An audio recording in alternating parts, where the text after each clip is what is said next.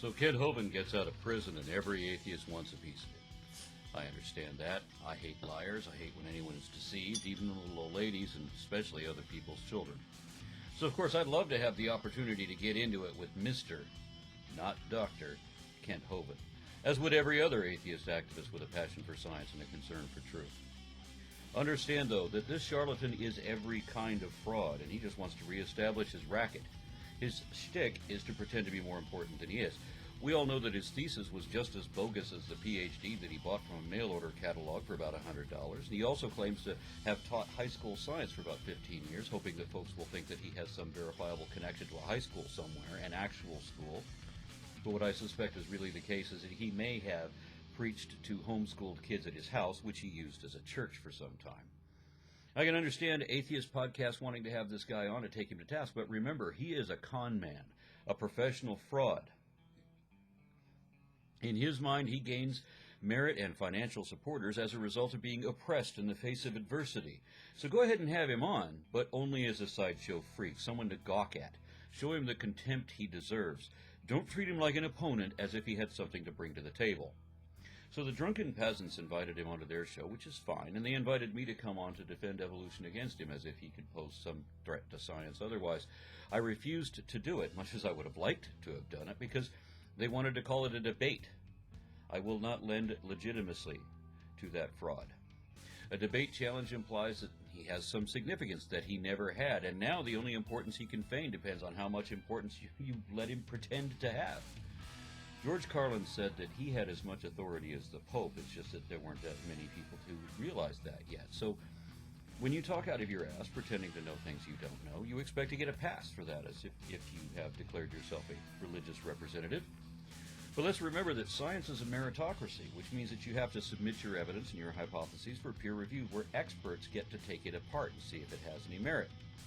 Kent Hovind's tactic is, of course, directly opposite of that, because he has no evidence, no hypotheses, nothing to test, and everything he does say can be proven wrong by anyone, and is immediately, but he only speaks in venues where the opponent doesn't have the opportunity to disprove him then and there. His con is a show where he cannot dazzle us with brilliance, so he'll baffle us with bullshit. All he has to do is pretend to be confident. He has no accountability whatsoever and will never make any honest admission when you prove him wrong, so the most you can do is generate sympathy for him among those with more money than brains, and he'll be back in business until his next arrest. By having him on your podcast, you're only doing him a favor. So he responds by demanding terms? No. He will play by your rules without any fuss, or he can wallow in his newfound obscurity. That's how it should be. You would get the exact same response if you were to debate Venom Fang X. The only difference is that Sean's delusion seems to stem from a diagnosable condition, and you don't want to be seen as making fun of someone whose condition is that special. But you're not going to get any more substance out of Hovind. You're only giving it to him. So when he suggests that you arrange for him to debate 30 different atheists for 7 minutes each, you're building him up in the eyes of the ignorant. You're allowing him to pretend to be the inevitable victor of insurmountable odds, so that in the eyes of the most pathetic of the wanna-believers, he'll be their fucking hero, and he will once again be the king of fools.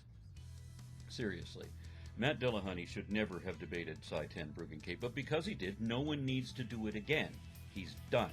Likewise, Bill Nye finished off Ken Ham. He shouldn't have had that debate either, but it was conclusive, and they're done. Hitchens similarly buried Dembski, and Robert Price effectively eliminated William Lane Craig. These people don't need to be taken seriously in the first place. Hovind was the only one who was dealt with appropriately by the federal prison system. He is now out of the game and shouldn't be treated like he ever had game.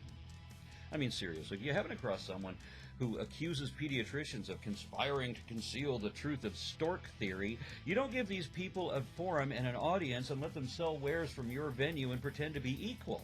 That's why you don't debate creationists. Instead, you should invite them to cough up their evidence and submit it to peer review. Since they won't do that, and we all know why, then I'll suggest the fairest possible compromise, one that I think would help make the point for whomever wants to watch, regardless of their initial position.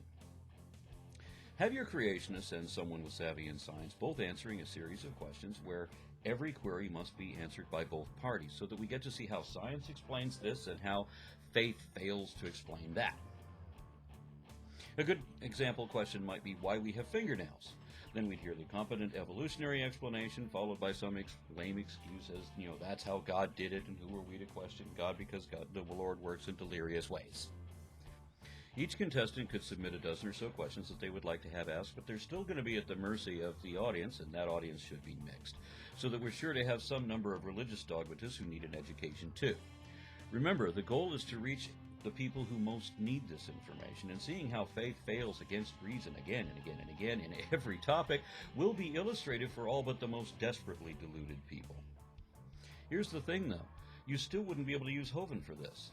No sincere believer could identify with him to start with, so you could wipe the floor with him on every single point, and it wouldn't make any difference to anyone.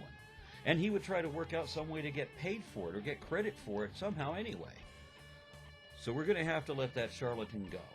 Let him get a more ethical career in used cars or multi-level marketing while we find someone better.